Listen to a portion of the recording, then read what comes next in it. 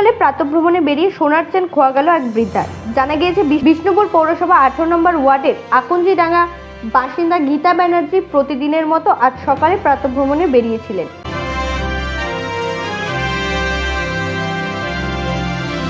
হাঁটতে হাঁটতে উকিলপাড়া পর্যন্ত যখন এসে পৌঁছয় ওই বৃদ্ধা, তখন দুই যুবক একটি মোটর বাইক নিয়ে রাস্তার পাশেই দাঁড়িয়েছিল।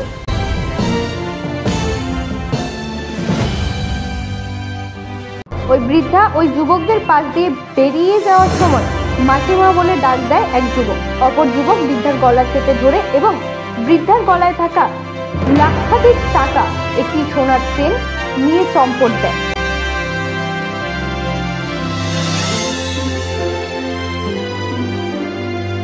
ঘটনাস্থলে উপস্থিত ছিল এক কাজের মহিলা। পাশে পড়ে থাকা বাস নিয়ে দুষ্কৃতীদের উদ্দেশ্যে ধাওয়া করতে তৎক্ষণাৎ এলাকা থেকে উধাও হয়ে যায় দুষ্কৃতীরা।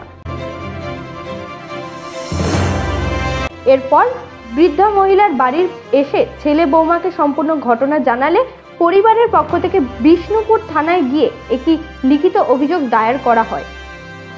হয়েছিল ঘটনাটা? আমি প্রতিদিন সকালবেলা হাঁটতে গেছি।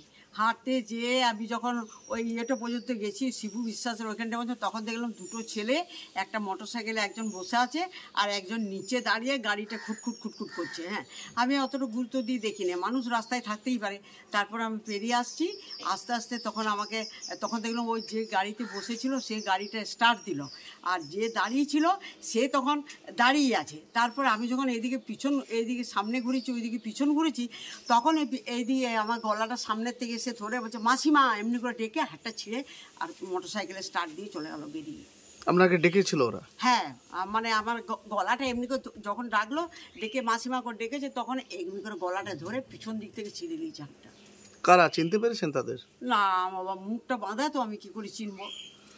আচ্ছা, তারপর কি করলেন? তারপরে আমি চোর আমার হাতটা ছিঁড়ে নিল, আমি চিৎকার করছি, কিন্তু সবাই তো ঘুমাচ্ছে। ভোরবেলা কেউ চা কেউ নেই, কিছু নেই। একজন মানে লোকের বাড়িতে কাজ করে, সে জবরা ফেলতে এসেছিল, নোংরাগুলো ফেলতে এসেছিল। তারপর সেও চোর সেও করলো অনেকক্ষণ ধরে, কিন্তু কেউ জাগে নেই, সবাই ঘুমাচ্ছে।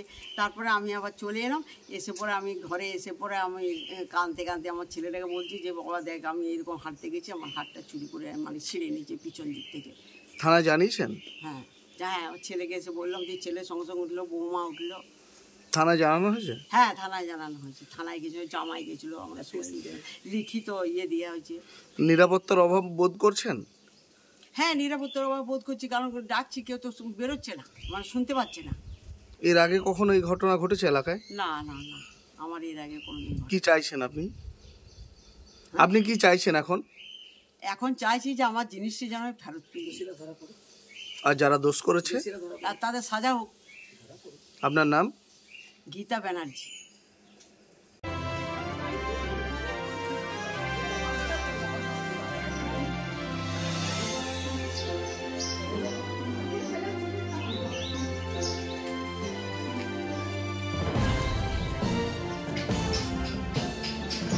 Bureau report, royal Bangla TV.